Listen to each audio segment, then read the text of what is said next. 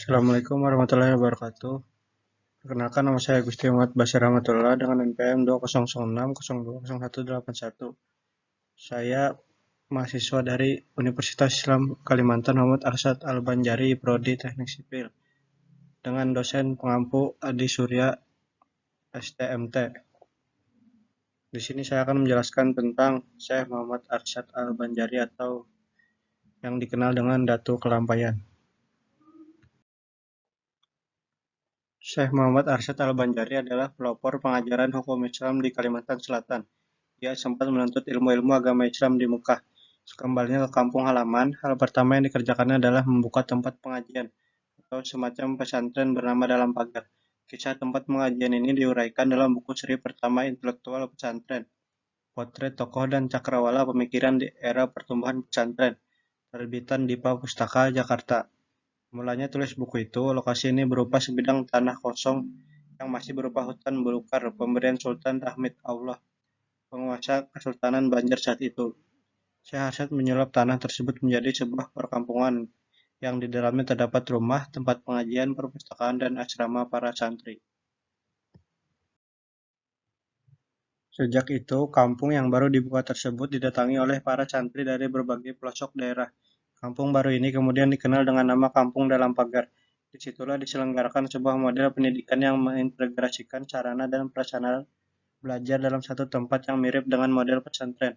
Gagasan Syekh Muhammad Arsyad ini merupakan model baru yang belum ada sebelumnya dalam sejarah Islam di Kalimantan masa itu. Pesantren yang dibangun di luar kota Martapura ini bertujuan untuk menciptakan lingkungan yang kondusif bagi proses belajar mengajar para santri. Selain berfungsi sebagai pusat keagamaan, di tempat ini juga dijadikan pusat pertanian. Syekh Muhammad Arsyad bersama beberapa guru dan muridnya mengolah tanah di lingkungan itu menjadi sawah yang produktif dan kebun sayur, serta membangun sistem irigasi untuk mengairi lahan pertanian.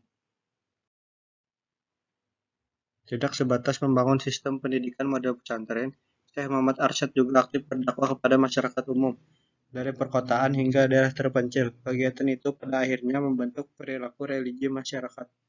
Kondisi ini menumbuhkan kesadaran untuk menambahkan pengetahuan agama dalam masyarakat. Dalam menyampaikan ilmunya, Syekh Muhammad Arsyad sedikitnya punya 3 metode. Ketiga metode itu satu sama lain saling menunjang. Selain dengan cara bilhal, yakni keteladanan yang direfleksikan dalam tingkah laku, gerak-gerik, dan tutur kata sehari-hari yang disaksikan langsung oleh murid-muridnya. Syekh Muhammad Arsyad juga memberikan pengajaran dengan cara bil lisan dan bil kitabah. Metode bil lisan dengan mengadakan pengajaran dan pengajian yang bisa disaksikan diikuti siapa saja, baik keluarga, kerabat, sahabat, maupun andai taulan. Sedangkan metode bil kitabah menggunakan bakatnya di bidang tulis-menulis. Dari bakat tulis-menulisnya, lahir kitab-kitab yang menjadi pegangan umat. Kitab-kitab itulah yang ia tinggal setelah Syekh Muhammad Arsyad tutup usia pada 1812 Masehi di usia 105 tahun. Karya-karyanya antara lain Sabil al-Muhtadin, Tuhfatur Ragibin, Al-Qaulul Mukhtasyar, di samping kitab Usuluddin, kitab tasawuf, kitab nikah, kitab faraid, dan kitab Asiyah Fathul Jawad.